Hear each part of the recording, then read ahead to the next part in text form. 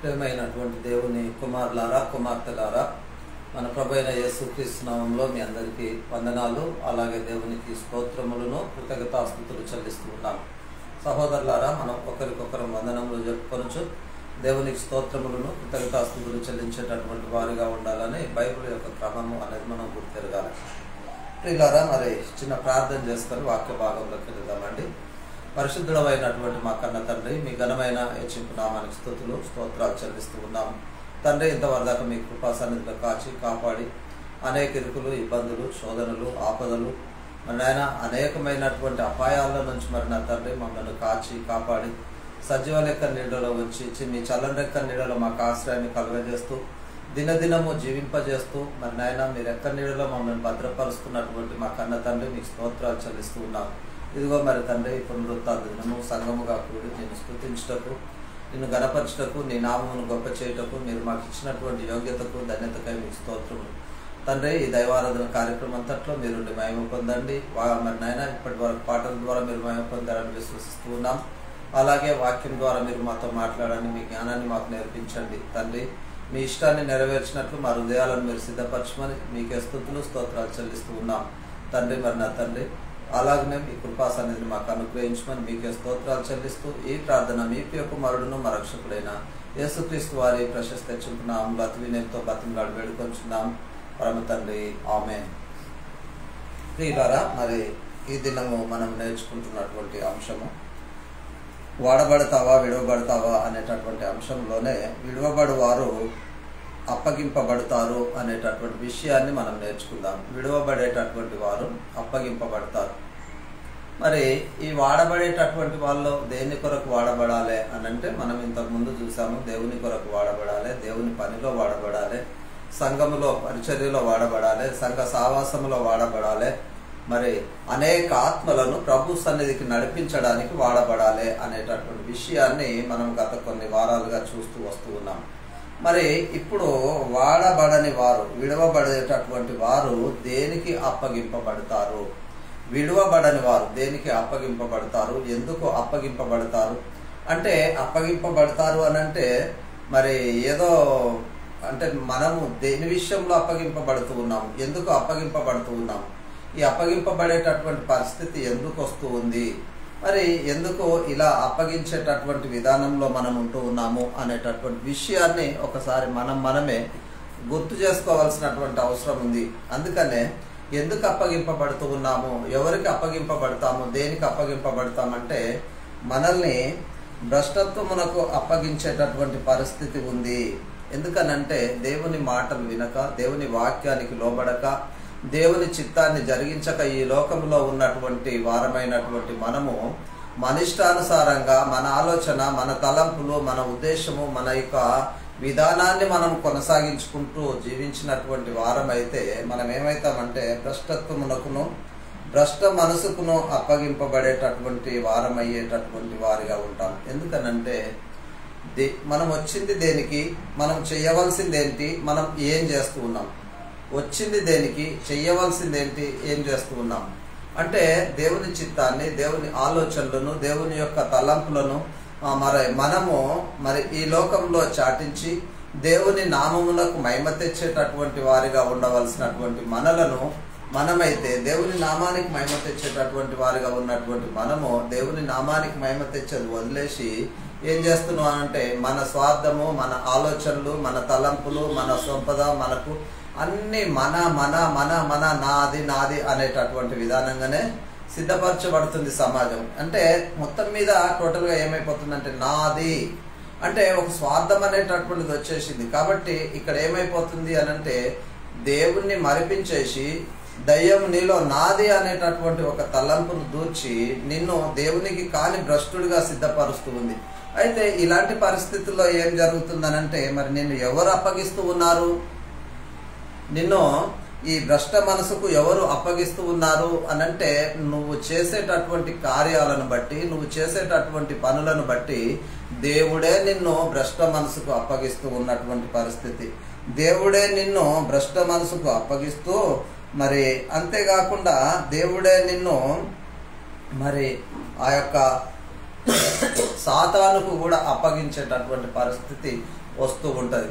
సాతానుకు అప్పగించడమే కాకుండా ఆ నిత్య నరకానికి కూడా నిన్ను పొందడానికి, నువ్వు శిక్షా విధి పొందడానికి అర్హుడిగా నిన్ను ఆ పాతాళ లోకానికి అంటే ఆ నిత్య నరకానికి కూడా నిన్ను అప్పగించేటటువంటి పరిస్థితి వస్తుంది అని తెలియజేయడమే ఈరోజు మనం చూస్తున్నటువంటి వాక్యాలు.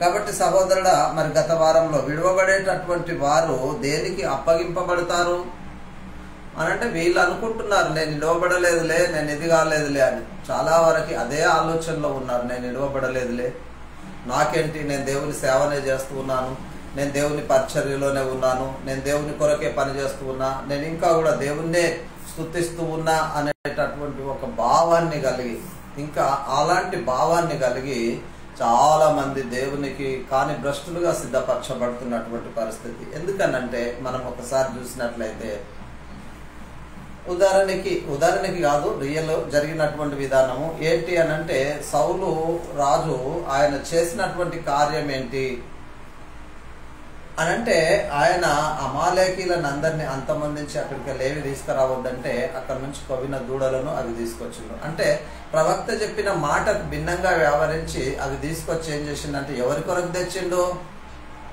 ఆ సౌలు రాజు అనంటే? ఎవరి కొరకు తేలేదు. ఎందుకనంటే ఆ కొవ్వినవి మంచివన్నీ కూడా తీసుకొచ్చి నీ దేవుడైన యెహోవాకు ప్రతిష్ఠించడానికి అని అంటాడు. అంటే ఎవరికి ప్రతిష్ఠించడానికి తీసుకొచ్చిందంటే దేవుడైన యెహోవా. అయితే యెహోవాకు అవసరమా అనంటే, యెహోవానే చెప్పినటువంటి పని ఏంటంటే అమాలేకీలను అంతమందించేసేయాలి, అక్కడ నుంచి ఏది తీసుకురావద్దని. మరి అలాంటి పరిస్థితుల్లో ఏం చేసిండు అనంటే, దేవుని మాటను మీరిండు. ఏం మీరిండు అనంటే, తేవద్దు అంటే ఈయన తీసుకొచ్చిండు. తీసుకురావడంతో ఏం జరిగిందనంటే, ఆయన మరి విడువబడ్డాడు. దేవుని సన్నిధి నుండి విడువబడి ఏమైపోయాడంటే ఒక రాజరికాన్ని కోల్పోవడం అనేటటువంటిది జరిగింది. రాజుగా ఉన్నటువంటి ఆయన ఆ మరుసాటి పరిస్థితుల్లోనే దావీదును రాజుగా సిద్ధం చేసినట్టుగా మనం చూస్తూ ఉన్నాం. ఎందుకనంటే మరి ఇలాంటివి జరుగుతూ ఉంటాయి. కానీ ఆయన అనుకుంటూ ఉన్నాడు నేను ఇంకా రాజునే అనేటటువంటి విధానంగా సౌలు. కానీ అలాంటి విధానంగా అనుకున్నా కానీ దేవుడు ఎన్నో మార్లు సౌలును దావీదు చేతికి అప్పగించింది, కానీ అంతమొందించకుండా వదిలిపెట్టడం అనేటటువంటిది జరిగింది. అందుకనే మరి అలాంటి పరిస్థితుల్లో మనము కూడా చేస్తున్నటువంటి ఈ పరిచర్యలో అధర్మము, అన్యాయము, అక్రమాలను, ఇంకా ఏమనంటే నాది, నాకు అనేటటువంటి, నా పిల్లలు నాది, సమస్తం నాది అనేటటువంటి విధానంగా ఎదుటి వారి విషయంలో మనము కనికరం లేనటువంటి పరిస్థితుల్లో వ్యవహరిస్తూ అంత ఈ లోక సంబంధమైనటువంటి మలినాన్ని సమకూర్చుకుంటూ ఈ లోకమునే ఆశిస్తూ జీవిస్తున్నటువంటి వాళ్ళు అనేకులు ఈ లోకంలో ఉండలేకపోలేదు. ఎందుకనంటే అట్టి వారు ఏమైతూ ఉన్నారంటే విడవబడుతూ ఉన్నారు. ఈ లోకంలో ఉన్నటువంటి వాటిని, లోక సంబంధమైనటువంటి బోధను బోధిస్తున్నటువంటి వాళ్ళు ఆత్మ సంబంధమైనటువంటి బోధ జరిగించట్లేదు. లోక సంబంధమైనటువంటి బోధ, నీకేం కావాలా, ఏం కావాలా, నీకేంటి, నువ్వేం పొందుకోవాలని వచ్చినావు దేవుని దగ్గరికి, నీకు ఆరోగ్యం కావాలన్నా, నీకు బంగ్లా కావాలన్నా, కారు కావాలన్నా, ఫలానా కావాలన్నా, ఏం కావాలా అనేటటువంటి విధానంగా మరి సమాజము ఎక్కడికి వస్తూ ఉంది అనంటే, ఈ శరీర యక్షలను ఎంచుకొని ఈయన వలన ఏమైనా మేలు పొందుతామేమో అనేటటువంటి ఉద్దేశము కలిగి యేసుక్రీస్తును నమ్ముకోవడం అనేటటువంటిది జరుగుతుంది. అలాంటి వారికి ఏం జరుగుతుందనంటే, వాళ్ళకు బోధించేటటువంటి బోధకులు కూడా అవే బోధిస్తూ ఉన్నారు. నువ్వు దేవునికి ఇస్తే నీకు దేవుడు ఇస్తాడు, నువ్వు దేవునికి ఎలాగున్నావు, నువ్వేమిస్తూ ఉన్నావు, నువ్వెందుకు ఆశీర్వదింపబడట్లేదు, నీకెందుకు విశ్వాసం లేదు, ఇవే మనకు చెప్పుకుంటూ మనల్ని ఏం చేస్తున్నారు అంటే మభ్యపరుస్తూ మనల్ని దేవునికి కానీ భ్రష్టులుగా ఇక్కడ ఉన్నటువంటి సంఘ కాపరిగా ఉన్నటువంటి వ్యక్తే కావచ్చు, లేదా ఇంకా వేరే కావచ్చు, మనల్ని మన ఆత్మీయ జీవితంలో ఎదగకుండా, ఆత్మ సంబంధమైన వాటిని బోధించకుండా, శరీర సంబంధమైనటువంటి, ప్రకృతి సంబంధమైనటువంటి, ఇహలోక సంబంధమైనటువంటి వాటిని బోధిస్తూ మనల్ని మరి ఆ సాతానునికి అనుచరులుగాను, మరి అపవాదికి దాసులుగాను మనల్ని సిద్ధపరిచి సచిన కుక్కను లాక్కొని వెళ్ళిపోయినట్లు మనల్ని ఈ సంఘంలో నుంచి మన మరణానంతరము ఆ నరకానికి లాక్కొని వెళ్ళిపోయేటటువంటి పరిస్థితి జరుగుతుంది అని చెప్పక మానదు. అయితే ప్రియులారా, మరి అలాంటి పరిస్థితుల్లో ఎందుకనంటే మరి వీళ్లకు ఎన్ని చెప్పినా వినట్లేదు, ఎంత చెప్పినా వినట్లేదు, ఎన్ని రకాలుగా సువార్త ప్రకటించినా గాని వినకపోయేసరికి దేవుడే వారిని మరి దేనికి అప్పగిస్తూ ఉన్నాడంటే భ్రష్ట మనసుకును సాతానునికి వారిని అప్పగించడం అనేటటువంటిది జరుగుతూ ఉంది. ఒకసారి చూద్దామండి. మరి విడువబడిన వారు అప్పగింపబడదురు అని అంటాడు. దేనికి అప్పగింపబడుతూ ఉన్నారు అనేటటువంటి విషయంలో వారు చేయరాని కార్యములను చేయుటకు దేవుడు వారిని భ్రష్ట మనసునకు అప్పగించను. రోమీలకు రాసిన పత్రిక 1వ అధ్యాయం 28వ వచనం. రోమీలకు రాసిన పత్రిక 1వ అధ్యాయం 28వ వచనంలో మరియు వారు తమ మనసులో దేవునికి చోటినొల్లకపోయిరి. వారి మనసులో దేవునికి చోటియ నొల్లకపోయిరి గనుక వారు చేయరాని కార్యములు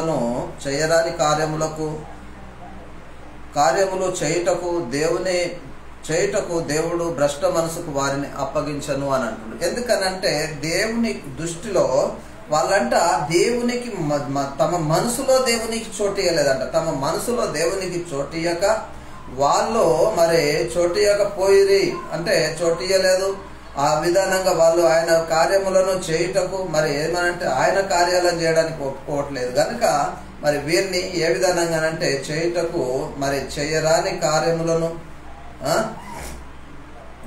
దేవునికి చోటియకపోయిరి గనుక చేయరాని కార్యములను చేయుటకు దేవుడు వారిని భ్రష్ట మనసుకు అప్పగించను అని అంటుండ్రు. ఏంటంటే చేయరాని కార్యములను, ఇష్టం లేనటువంటి, దేవునికి అవసరం లేనటువంటి కార్యాలను జరిగిస్తూ ఉన్నారు. దేవునికి సంతోషం లేనటువంటి కార్యాలను జరిగించటం ద్వారా ఏమైతూ ఉంది అనంటే మనలను భ్రష్ట మనసుకు అప్పగిస్తూ ఉన్నాడు అనేటటువంటి విషయాన్ని తెలియజేస్తూ ఉన్నాడు. కాబట్టి సహోదరుడా, విడువబడేటటువంటి వాళ్ళు ఎవరు అనంటే భ్రష్ట మనసుకు అప్పగింపబడేటటువంటి వాళ్ళు, మరి దేవుని వాక్యమునకు భిన్నంగా చేయరాని కార్యములను చేసేటటువంటి వాళ్ళు దేవుని చేత అప్పగింపబడుతూ ఉన్నారు. అంతేకాకుండా అందువలన దేవుడు తుచ్చమైన అభిలాషలకు వారిని అప్పగించును అంట. తుచ్చమైన అభిలాషలకు వారిని అప్పగించును. ఏంటి తుచ్చమైనటువంటి అంటే ఇవి పెద్ద అనుకూలమైనవి కాదు, అవసరమైనవి కానటువంటి వాటి తుచ్చమైనటువంటి. అందుకే ఎక్కడ చెప్తుందంటే రోమ 1:26 ఈ మాటలను మనం చూడొచ్చు. ఇంతకుముందు రోమ 28లో చూసాము, ఇప్పుడు రోమ 1:26 చూస్తూ ఉన్నాము రోమీలకు రాసిన పత్రిక. అయితే అందువలన దేవుడు తుచ్చమైనటువంటి అభిలాషలకు వారిని అప్పగించను. వారిలో స్త్రీలు సైతము స్వాభావికమైనటువంటి ధర్మమును విడిచి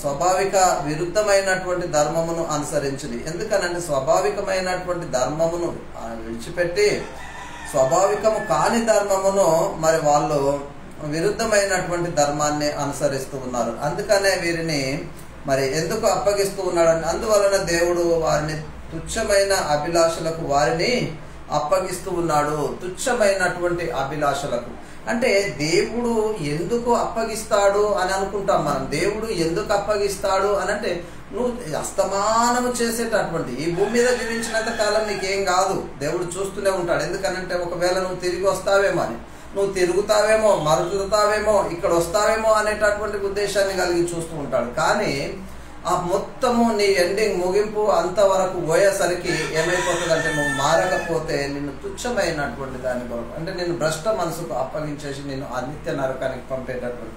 అందుకనే నువ్వు చేసేటటువంటిది ఎందుకనంటే నువ్వు ఏం చేస్తూ ఉన్నావు అనేటటువంటి విషయాన్ని సరైనటువంటి విధానంగా గౌరవ పెరగాలి. అంటే స్వాభావికమైనటువంటి ధర్మమును విడిచి స్వాభావికము కాని విరుద్ధమైనటువంటి ధర్మమునకు మారిని అనుసరిస్తూ ఉన్నారు అని తెలియజేస్తున్నాడు. ఎందుకనంటే అనుసరించవలసినటువంటి ధర్మాన్ని అనుసరించగా దానికి భిన్నమైనటువంటి ధర్మాలను, వాక్యాలను అనుసరిస్తూ మరి ఆ విధానంగా ఈ లోక సంబంధమైనటువంటి విధానంలో ఉన్నటువంటి వాళ్ళ గురించి తెలియజేస్తున్నాడు. అంటే శరీరమును పరస్పరము అయిన అవసరములకు పంచుకున్నట్లు శరీరమును పరస్పరము అవసరములకు అనుసరించినట్లు దేవుడు వారిని అపవిత్రతకు అప్పగిస్తూ ఉన్నాడంట. దేనికి అప్పగిస్తూ ఉన్నాడు అనంటే పరస్పరమైనటువంటి అవసరములను పంచుకొనుటకు దేవుడు వారిని అపవిత్రమైనటువంటి వాటికి అప్పగించును అని, అపవిత్రతకు అప్పగించును అని రోమా 1:24 చెప్తూ ఉన్నాడు. కాబట్టి ఈ హేతువు చేత వారు తమ హృదయములను దురాశలను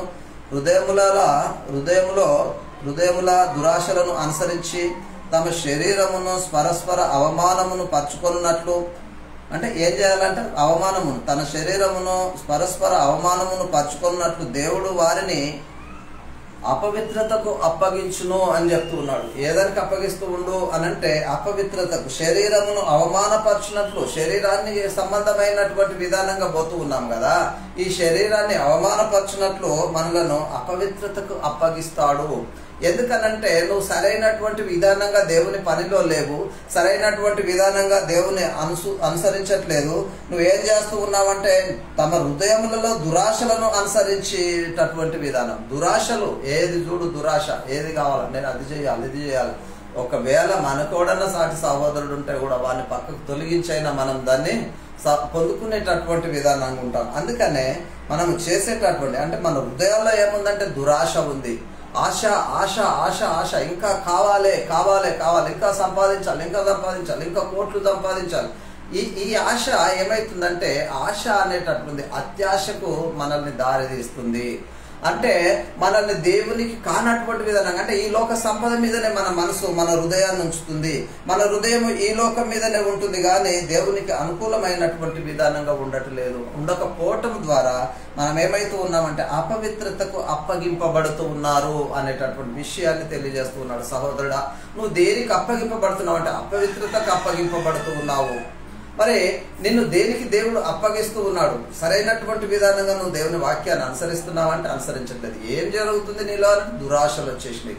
ఈ దురాశలు అనేటటువంటి రావటం వలన నిన్ను మరి అప్పగించేటటువంటి పరిస్థితి అనేటటువంటి జరుగుతుంది అనేది ఇక్కడ తెలియజేస్తున్నాడు. ఇంకా మనం ముందుకు చూసినట్టు వీరు దూషింపబడకుండా శిక్షావిధి శిక్షింపబడుటకై వీరిని సాతానులకు అప్పగించి తిని అని అంటాడు. ఎందుకనంటే వీరు దూషింపబడకుండా శిక్షింపబడుటకై వీరిని సాతానులకు అప్పగించి తిని అని అంటాడు. ఎందుకనంటే వీరు శిక్షింపబడొద్దు, మరి దూషింపబడేటటువంటి విధానంగా దూషింపబడకుండా, ఎందుకనంటే సమాజంలో దూషింపబడకుండా వీళ్ళు ఉండడానికి వీళ్ళని ఏం చేస్తున్నాడు? శిక్ష విధి పొందుటకై వీరిని సాతానులకు అప్పగిస్తున్నట్ట. ఎందుకనంటే వీళ్ళు చేసేటటువంటి విధానాన్ని బట్టి. ఎందుకు అనంటే, ఏం రా బాబు వీడు ఎన్ని తప్పులు చేస్తూ ఉండు, వీడు ఎంత ఇది చేస్తూ ఉన్నాడు, ఇంత మరి ఘోరంగా బతుకుతున్నాడు, కానీ ఇంత నీతిగా బతికేటటువంటి మనకెందుకు ఈ వస్తువు ఉన్నాయి, మరి వాడేమో అంత ఘోరంగా బతుకుతుండు, మరి వానికో న్యాయం లేదు, చట్టం లేదు అనేటటువంటి విధానంగా అనుకుంటుండొచ్చు.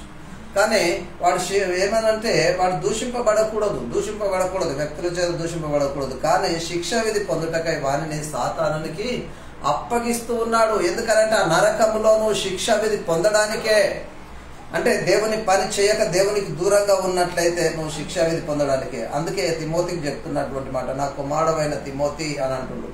ఏమంటుండంటే, నా కుమారుడైన తిమోతి, నీవు విశ్వాసమును మంచి సాక్ష్యముల ఎదుట మంచి మనస్సాక్షి కలిగిన వాడవై, విశ్వాసమును మంచి మనస్సాక్షి గల వాడవై, నిన్ను గూర్చి ముందుగా చెప్పబడిన ప్రవచనముల చొప్పున ఈ మంచి పోరాటము పోరాడుమని అట్టి వాటిని బట్టి ఈ ఆజ్ఞ నీకు అప్పగించుచున్నాను అని అంటాడు. ఏమనంటే, నువ్వు నా ప్రియ కుమారుడవు అని అంటాడు. ఎవరికి అంటే పౌలు గారికి తిమోతి కుమారుడు అని సంభాషిస్తూ ఉన్నాడు. ఎందుకనంటే ఆత్మీయమైనటువంటి కుమారుడుగా ఉంటున్నాడు. ఆత్మీయమైనటువంటి కుమారునిగా పౌలు గారు తిమోతిని మరి వర్ణిస్తూ, నీవు విశ్వాసమును మంచి మనస్సాక్షి కలిగిన వాడవై అని అంటాడు. విశ్వాసమును మంచి మనస్సాక్షి కలిగిన వాడవై, నిన్ను గూర్చి ముందుగా చెప్పబడిన ప్రవచనముల చొప్పున. ఎందుకనంటే నిన్ను గురించి ముందు ప్రవచనాలు చెప్పబడుతూ ఉన్నాయి, ముందు గురించి ఆ ప్రవచనాలు చెప్పబడుతున్నాయి కనుక నువ్వు మంచి పోరాటం పోరాడవలనని అని అంటాడు. మంచి పోరాటం ఎందుకనంటే చెడ్డ పోరాటం కూడా ఉన్నది, పోరాడుతున్నాను అనుకుంటున్నామేమో, కానీ దేని కొరకు పోరాడుతున్నామంటే శరీర ఇచ్చల కొరకు పోరాడుతున్నాం, శరీర సంబంధమైనటువంటి వాటి కొరకు పోరాడుతూ ఉన్నాం. అందుకనే మంచి పోరాటం పోరాడవలనని వాటిని బట్టి ఈ ఆజ్ఞ నీకు అప్పగించుచున్నాను అని అంటాడు. ఎందుకనంటే వాటిని బట్టి నీకు ఈ ఆజ్ఞ అప్పగించుచున్నాను అని తెలియజేస్తూ ఇంకా ముందుకు చెప్తున్నాడు, అట్టి మనస్సాక్షిని కొందరు త్రోసివేసి ఏమైతూ ఉందంటే అలాంటి మనస్సాక్షిని త్రోసివేస్తూ ఉన్నారు. దేవుని సేవకులం అని చెప్తూ ఉన్నాము, దేవుని పరిచారకులం అని చెప్తూ ఉన్నాము, దేవునిలో మేము నిజంగా దేవుని కొరకే పనిచేస్తూ ఉన్నాం, దేవుని కొరకే బతుకుతూ ఉన్నామని చెప్పుకునేటటువంటి వాళ్ళు ఈ శరీర సంబంధమైనటువంటి సంపద కొరకు ఆరాటపడుతూ దేవుని వాక్యాన్ని ఇహలోక సంబంధమైనటువంటి మాలిన్యమును చూపిస్తూ దేవుని వాక్యాన్ని దీని కొరకే బోధించేటటువంటి పరిస్థితి జరుగుతూ ఉంది. అందుకనే ఏమంటూ ఉన్నాడనంటే అట్టివారు మనస్సాక్షిని కొందరు త్రోసి వేస్తూ ఉన్నారు. ఎందుకనంటే వీళ్ళకి ఏం కనిపిస్తుందంటే ముందున్న డబ్బు కనిపిస్తుంది, ముందున్న పదవులు కనిపిస్తూ ఉన్నాయి, ముందున్నటువంటి ఆశలు, ఎన్నో ఆశలు. ఈ ఆశలు కనిపించేసరికి ఏమైతే ఉన్నాడనంటే వాడు విశ్వాసం నుంచి ఓడబద్దలైపోవాలనని వారు చేస్తున్నటువంటిది. అందుకనే విశ్వాసం నుంచి అంటే వారు త్రోసి వేసుకుంటున్నారు. మనస్సాక్షిని కొందరు త్రోసి వేసి విశ్వాస విషయమై ఓడబద్దలైపోయినట్టు వారి వలె చెడిపోయి ఉన్నారు. ఓడబద్దలైపోయినట్లుగా వారు చెడిపోయి ఉన్నారు. ఎందుకనంటే ఓడబద్దలైపోయింది అనుకోండి, ఆ సముద్రంలో ఎవడు కూడా వారిని కాపాడలేడు. ఎందుకనంటే ఓడబద్దలైపోతే వాళ్ళు చనిపోయేటటువంటి పరిస్థితి. అందుకనే అలాంటి విధానంగా వాళ్ళ హృదయాలను కూడా వారు చెడిపోకుంటున్నారు, చెడుపుకునేటటువంటి విషయంలో ఉన్నారు, చెడిపోయిన వారై ఉన్నారు అని అంటుండ్రు. వారిలో ఉమేహనైనను అలెగ్జాంద్రియా అయినను ఉన్నారు అని అంటాడు. వీరు దూషింపబడక శిక్ష విధి పొందుటకే దూషింపబడక శిక్ష విధి పొందుటకే వీరిని సాతానునకు అప్పగించి తిని. ఎందుకంటే వీళ్ళు దూషింపబడడానికి అవసరం లేదు. ఎందుకనంటే ఇక్కడ ఉన్నటువంటి పరిస్థితుల్లో వీళ్ళు దూషింపబడితే దేవుని నామమునకు కూడా అవమానం అనేటటువంటిది వస్తూ ఉంది. కనుక వీరు దూషింపబడక ఏం జరగాలనంటే వీరు శిక్షా విధి పొందుటకే, అంటే వీరు శిక్షా విధి పొందుటకే వారిని ఏం చేస్తూ ఉన్నాడంటే సాతానునికి అప్పగించడము, సాతానునికి వారి యొక్క బంధకాలకు అప్పగించడం అనేటటువంటిది జరుగుతూ ఉంది అని ఇక్కడ వాక్యం తెలియజేస్తుంది. సహోదరుడా, నువ్వెక్కడున్నావు, ఎలా ఉన్నావు, ఎందుకు అనేటటువంటి విషయంలో మరి నువ్వు ఏం చేస్తూ ఉన్నావో ఒక్కసారి నిన్ను నువ్వు పరిశీలించుకోవాల్సినటువంటి అవసరం ఎంతైనా ఉన్నది. అందుకనే ఏమంటాడంటే అబద్ధమును నమ్మునట్లు. ఎందుకనంటే సత్యాన్ని నమ్మడు. బైబిల్లో ఇది ఉందండి, ఇలా దేవుని వాక్యం చెప్తుందంటే అదంతా మాకు తెలుసులేండి, మా అయ్యగారు చెప్పిందే వేదాంతం అండి అంటాడు. ఎందుకనంటే అంటే ఇది కూడా ఉంది కదా, అది ఉంది, ఇది ఉంది, ఇది కూడా ఉంది కదా అని అంటాడు. అంటే ఎవరికి ఇచ్చినటువంటి వాక్యం ఈ రోజుల్లో నువ్వు అనుసరిస్తూ ఉన్నావు? ఇశ్రాయేళ్ళకి ఇచ్చిన వాక్యాన్ని ఈ రోజుల్లో సంఘంలో బోధించాలా? ఇశ్రాయేళ్ల చట్టం మనం ఈ రోజుల్లో మనం అనుసరించాలా? ఏది కావాలి నీకు అనంటే అన్ని ఏదనంటే అదే, అంటే అన్ని మనకే కావాలి. అది వాక్యం మనకే ఉంది, ఇది వాక్యం మనకే ఉంది, అయినా నాకు తెలుసు కానీ నేను ఇదే జరిగిస్తా, తెలుసు నాకు ఆ సత్యం తెలియదా అని అంటాడు. అంటే అబద్ధమును మరి నమ్మునట్లు మోసము చేయు శక్తిని దేవుడు వారి మీదకి పంపుచున్నాడు అని అంటాడు. ఎందుకనంటే వీళ్ళు సత్యాన్ని నమ్మరు కనుక ఎంత సత్యాన్ని ప్రకటించినా ఎన్ని వాక్యాలు చెప్పినా వీళ్ళు ఏమనంటే వీళ్ళ ఆలోచనలు ఎక్కడ పోతున్నాయనంటే నమ్మకుండా పోతూ ఉన్నారు. వాక్యాన్ని నమ్మట్లేదు, వాక్యాన్ని నమ్మకుండా కల్లిబొల్లి కబుర్లు చెప్తూ ఉంటారు. కల్లిబొల్లి కబుర్లు మొన్న చూశాను ఒక దగ్గర, ఏంటంటే ఒక కప్ప అంట, కప్ప గురించి ఎక్కడో దేశంలో ఉందంట, ఆ కప్ప గురించి చెప్తూ ఉన్నాడు ఆయన. అంటే ఏంటి కప్ప, అది 6 నెలలో 4 నెలలో చచ్చిపోయి మళ్ళీ తిరిగి బతుకుతుంది అనేటట్టు. అంటే నువ్వు వాక్యం ఏం చెప్తూ ఉన్నావు, ఏం జరిగిస్తూ ఉన్నావు? ప్రపంచం గురించి, ప్రపంచంలో ఉన్నదాని గురించి చెప్పడమా, క్రీస్తుని గురించి నువ్వు చెప్పడమా? దేని గురించి చెప్పడానికి నువ్వు ఇక్కడ నిలబడ్డావనంటే క్రీస్తుని గురించి చెప్పడానికి నిలబడ్డా తప్ప నేను లోకం గురించి, లోకంలో ఉన్న వాటి గురించి నేను చెప్పడానికి లేను. అందుకనే అబద్ధమును నమ్మునట్లు, ఎందుకనంటే వీళ్ళు సత్యాన్ని నమ్మరు గనుక వీళ్ళు అబద్ధమును నమ్మునట్లు మరి వారి మీదకి మోసం చేసేటటువంటి శక్తిని దేవుడే పంపిస్తూ ఉన్నాడు. ఎవరు పంపిస్తూ ఉన్నారు? దేవుడే పంపిస్తూ ఉన్నాడు. మీరు నమ్మట్లేదు, ఎంత చెప్పినా నమ్మట్లేదు కాబట్టి మీరు అబద్ధాన్నే నమ్ముతున్నారు కనుక ఈ అబద్ధాన్ని నమ్మేందుకు మోసం చేసేటటువంటి శక్తి. ఎందుకనంటే చాలా మోసాలు జరుగుతున్నాయి. మీకు ఇది వస్తుంది, అది వస్తుంది, అవి వస్తాయి, ఇవి వస్తాయి. అరే ఏమైందయ్యా, మేము ఇన్ని రోజులు ప్రార్థన చేస్తూ ఉన్నాం, ఇన్ని రోజుల నుంచి గుడికి వస్తూ ఉన్నాం, ఇన్ని రోజుల నుంచి ఇదవుతున్నామనంటే మీకు విశ్వాసం లేదండి, మీరు ఇంకా దేవుణ్ణి సంపూర్ణంగా నమ్మట్లేదండి, మీరు ఇంకా దేవుణ్ణిలో సంపూర్ణం కాలేదండి, ఇవి చెప్పి మనల్ని ఏం చేస్తున్నారంటే మోసగిస్తూ ఉన్నారు. ఈ మోసం చేసేటటువంటి వాళ్ళు కూడా ఉన్నారు. అందుకనే ఏమంటూ ఉన్నాడనంటే సెకండ్ తెస్సలోనీలకు రాసిన పత్రిక, తెస్సలోనీలకు రాసిన రెండవ పత్రిక మరి 2వ అధ్యాయము 9వ వచనం నుంచి 13 వచనాల వరకు మనం చదువుదామండి. అయితే ఇక్కడ ఏమంటున్నాను, సత్యమును నమ్మక దుర్నీతి యందు అభిలాష గల వారిని శిక్ష విధి పొందుటకై అబద్ధమును నమ్మునట్లు మోసము చేయు ఆత్మను వారి మీదకి దేవుడు పంపించేటటువంటి విధానంగా పంపుచున్నాడు అని అంటాడు. 9వ వచనాన్ని చూస్తే నశించున్న వారు తమ రక్షింపబడుటకై సత్య విషయమైన ప్రేమను అవలంబింపకపోయిరి.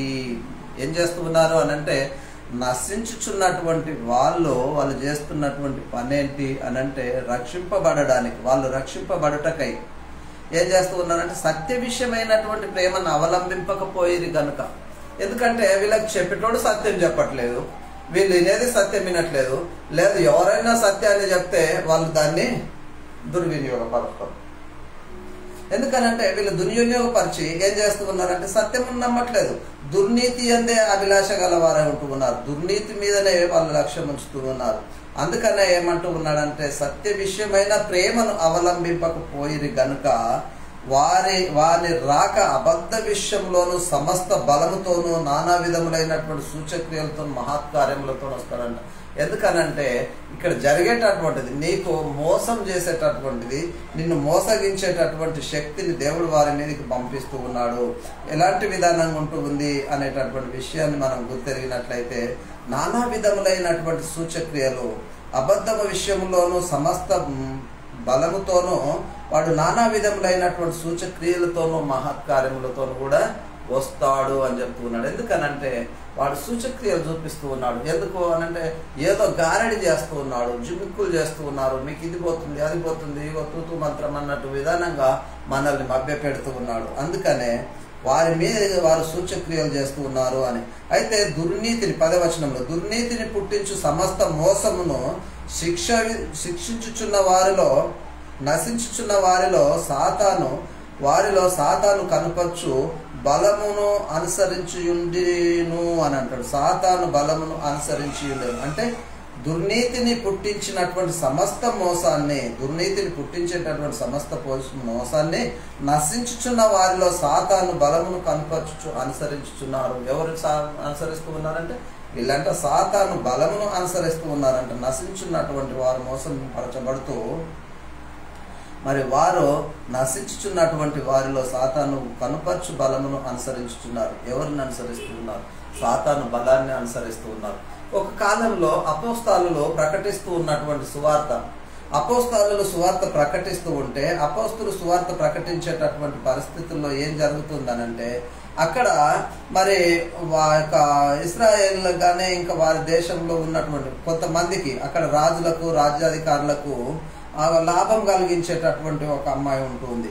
ఆ అమ్మాయి అంట ఏం చేస్తుందనంటే వాళ్లకు బహులాభం కలిగించడానికి వాళ్ళను పురిగొల్పుతూ ఉన్నటువంటి పరిస్థితుల్లో అయితే వీళ్ళ గురించి చెప్పబడుతుంది. ఎందుకనంటే వీళ్ళు ఏం నమ్ముతూ ఉన్నారనంటే సత్యాన్ని నమ్మట్లేదు, అసత్యాన్ని నమ్ముతున్నారు. ఎవరు వీళ్ళకి అసత్యాన్ని నమ్మిస్తూ ఉన్నాడనంటే పూతూను అనేటటువంటి ఒక చిన్నదంట. ఇదేమనంటే దయ్యం పట్టినదే అని అంటాడు. అయితే ఇక్కడ మనం చూద్దామండి ఒక్కసారి, నిజంగా ఇది జరుగుతుందా అనంటే అవును జరుగుతుంది.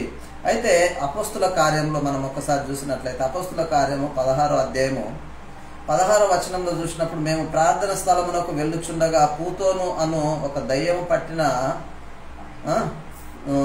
పట్టిన సోదే చెప్పుట చేత తమ యజమానులకు బహులాభమును సంపాదించుచున్న ఒక చిన్నది మాకు ఎదురుగా వచ్చను అని అంటాడు. ఏం చేస్తూ ఉందంట ఈ చిన్నది అని అంటే వీళ్ళు ప్రార్థన స్థలానికి వెళ్తూ ఉంటే ఈ పూతోను అను దయ్యం పట్టినటువంటి ఒక చిన్నది తమ యజమానులకంటే వాళ్ళ యజమానులకు బహులాభాన్ని కలుగజేస్తూ ఉందంట. బహులాభాన్ని సంపాదించుటకు మరి ఆ చిన్నది వారికి ఎదురుగా వచ్చను అని అంటాడు. అంటే ఏమనంట సోదే చెప్తూ ఉందంట, బహులాభాన్ని సంపాదిస్తుందంట. సోదే చెప్పటం వల్ల లాభం కలుగుతుందంటే కలుగుతుంది. ఎందుకనంటే వాళ్ళు మొత్తం మీద సాతానుకు అప్పగింపబడ్డారు కదా, సాతానుడు చెప్పినట్టుగా అనుసరిస్తూ ఉన్నారు కాబట్టి వాళ్ళకి కలుగుతూ ఉంది. ఎందుకనంటే దేవుడే అప్పగిస్తూ ఉన్నాడు కదా. మరి అలాంటి పరిస్థితుల్లో సోదే చెప్పేటటువంటి ఈ చిన్నది బామ యజమానులకు బహులాభాన్ని సంపాదించుచున్న ఆ చిన్నది మాకు ఎదురుగా వచ్చను అని చెప్తున్నాడు. ఆ చిన్నదంటే ఏం చెప్తుంది అనంటే ఇదేమో లాభాలను కలుగజేస్తూ ఉంది. ఏది? ఆ సోదే చెప్పేటటువంటి దయ్యం పట్టిన ఆ చిన్నది వాళ్ళ యజమానులకు బహులాభం అనంటే ఈ శరీర సంబంధమైనటువంటి లాభాలను కలుగజేస్తూ ఆ చిన్నది ఎవరిని వెంబడించింది అంటే ఆమె పౌలును మమ్మును వెంబడించి ఈ మనుషులు, పౌలును మమ్మును వెంబడించి ఈ మనుషులు సర్వోన్నతుడైన దేవుని దాసులు అని చెప్తుంది. ఎవరి దాసులు అని చెప్తుంది అంటే సర్వోన్నతుడైన దేవుని దాసులు వీరు మీకు రక్షణ మార్గమును ప్రచురము చేయువారై ఉన్నారని కేకలు వేయచ్చు చెప్పాను. ఏం చెప్తుంది అంటే రక్షణ మార్గమును ప్రచురం చేసేటటువంటి వాళ్ళు వీళ్ళు. మరి నేనేం చేసేటటువంటి అంటే మీకు లాభాలను కలిగజేసేటటువంటి వాడిని అని చెప్తుంది. అంటే దయ్యం ఏం చేస్తుంది అనంటే నీకు లాభాలు కలగజేస్తుంది. ఈ లోక సంపద చూపిస్తుంది, లోక సంపద లోకంలో ఉన్నటువంటి దాన్ని చూపిస్తుంది. లోకానుసారమైన నీ దృష్టికి ఈ కన్ను సైరను మొత్తం మీద ఏం చేస్తుంది అనంటే దేవుని నుండి నిన్ను డైవర్ట్ చేసి లోకానుసారమైనటువంటి వాటి మీద నిన్ను ఉంచుతుంది. ఆ ఉంచటం ద్వారా నువ్వేం చేస్తున్నావు అనంటే నిజంగా ఇదేనేమో సత్యము అనేటటువంటి విధానంగా నువ్వు మోసపోయేటటువంటి పరిస్థితి.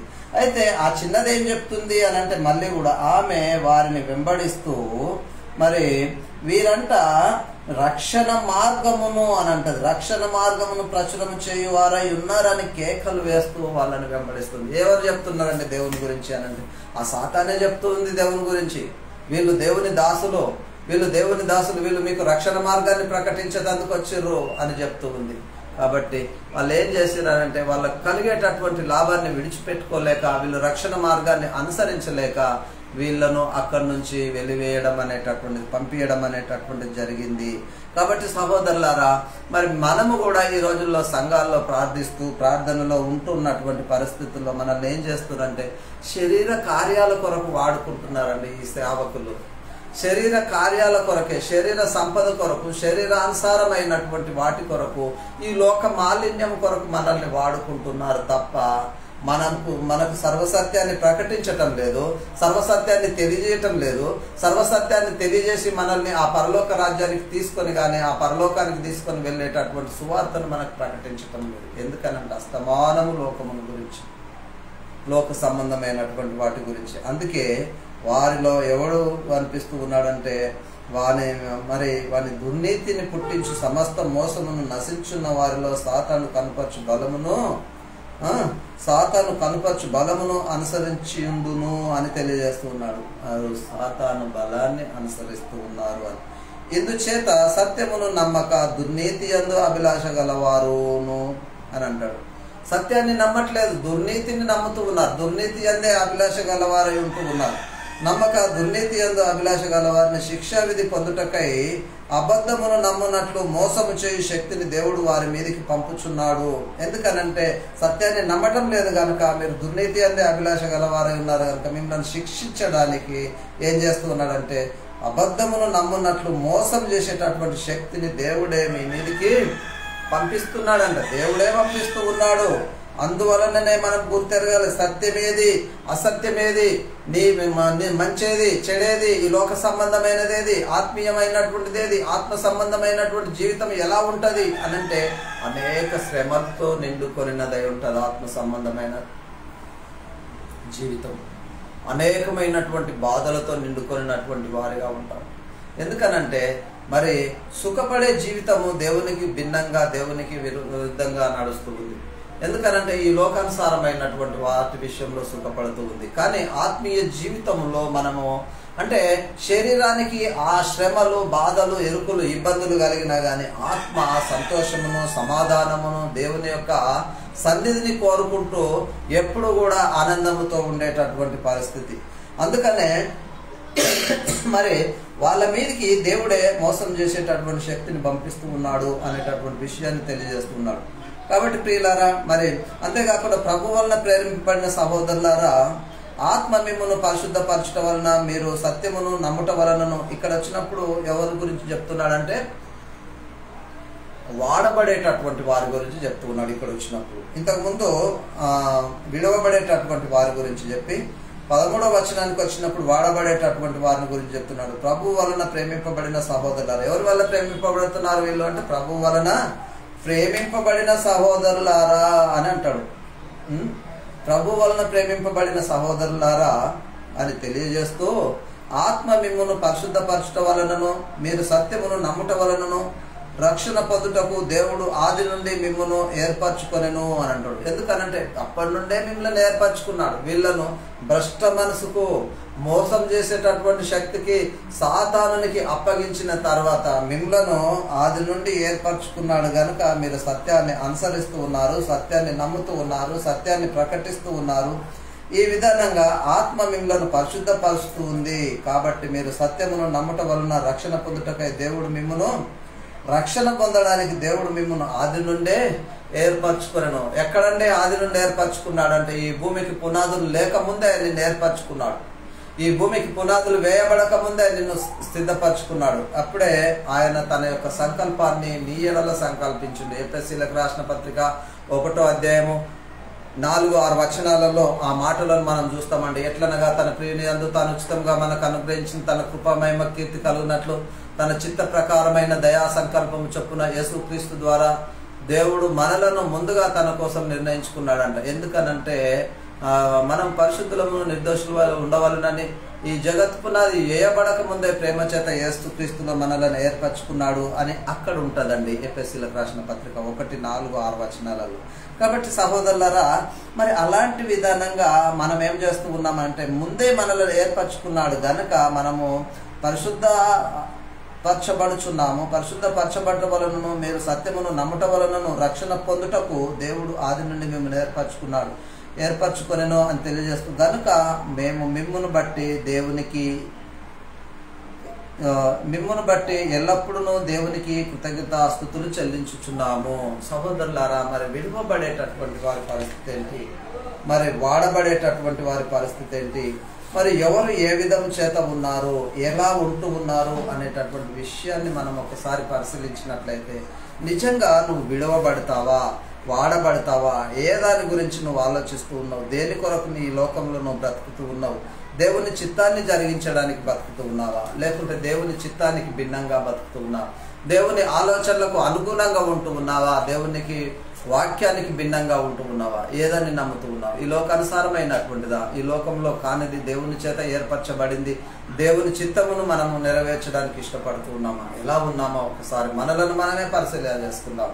ఒకవేళ ఇంతవరదాకా మరి ఒకవేళ నువ్వు అలాంటి విషయంలో సత్యమును నమ్మకపోతే, లేదా దురాశలలో ఉన్నట్లయితే, మరి అవినీతిని ఉన్నట్లయితే, అబద్ధాన్ని నమ్మినట్లయితే, నువ్వు ఒకవేళ ఈరోజు ఇప్పుడే నీ దేవునికి హృదయాన్ని నువ్వు సమర్పించి తండ్రి నన్ను కరుణించు అనేటటువంటి విషయంలో ఆయనను వేడుకున్నట్లయితే దేవుడు నిన్ను కనికరిస్తాడు, దేవుడు నిన్ను కరుణిస్తాడు.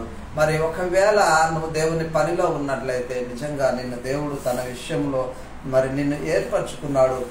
నిన్ను ఏర్పరచుకొని ఆయన నిన్ను రక్షించడానికి మరి ఆయన నిన్ను సిద్ధపరిచాడు. పరిశుద్ధాత్మ వలన నిన్ను పరిశుద్ధపరుస్తున్నాడు.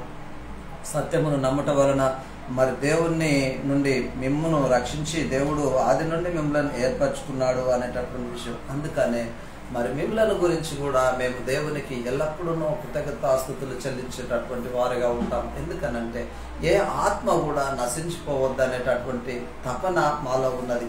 ఎందుకనంటే ఎవ్వరు కూడా నశించిపోవద్దు, అందరూ సత్యమును గుర్తెరిగి సర్వసత్యములోనికి రావాలి అనేటటువంటి ఉద్దేశం. ఇంకా ఉన్నాయండి, వచ్చే వారం కూడా పరిశీలన చేద్దాం, ముగింపు అయిపోతుంది.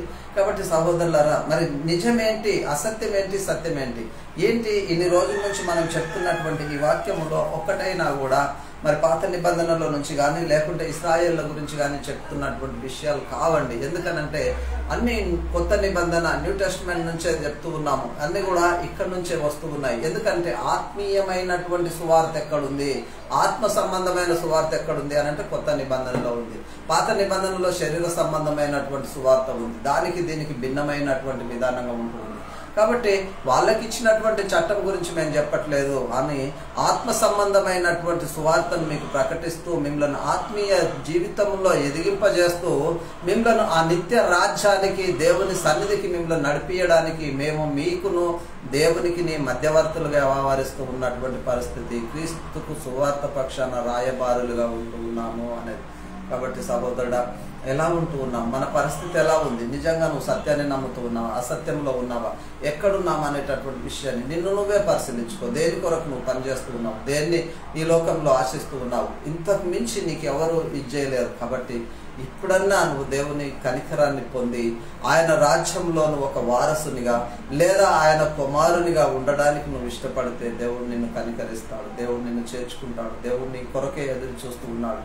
ఇంత గొప్ప రక్షణను నువ్వు నిర్లక్ష్యం చేస్తే ఎలా తప్పించుకుంటావో ఒక్కసారి నిన్ను ఆలోచించుకో. కాబట్టి సహోదరుడా, చిన్న ప్రార్థన చేసి ముగిస్తా. ప్రియమైనటువంటి పరిశుద్ధుడమైనటువంటి మా కన్న తండ్రి, మీ ఘనమైన హెచ్చింపు నామానికి స్తుతులు స్తోత్రాలు చెల్లిస్తూ ఉన్నాం. ఇదిగో తండ్రి, ఇంతవరకు దాకా మీ వాక్యాన్ని విన్నాము, మీ వాక్యాన్ని గ్రహించాము. అవును తండ్రి, విడువబడేటటువంటి వారు దేనికి అప్పగింపబడతారనేటటువంటి విషయంలో అవును నాయన, సాతానునికి అప్పగింపబడుతూ ఉన్నారు.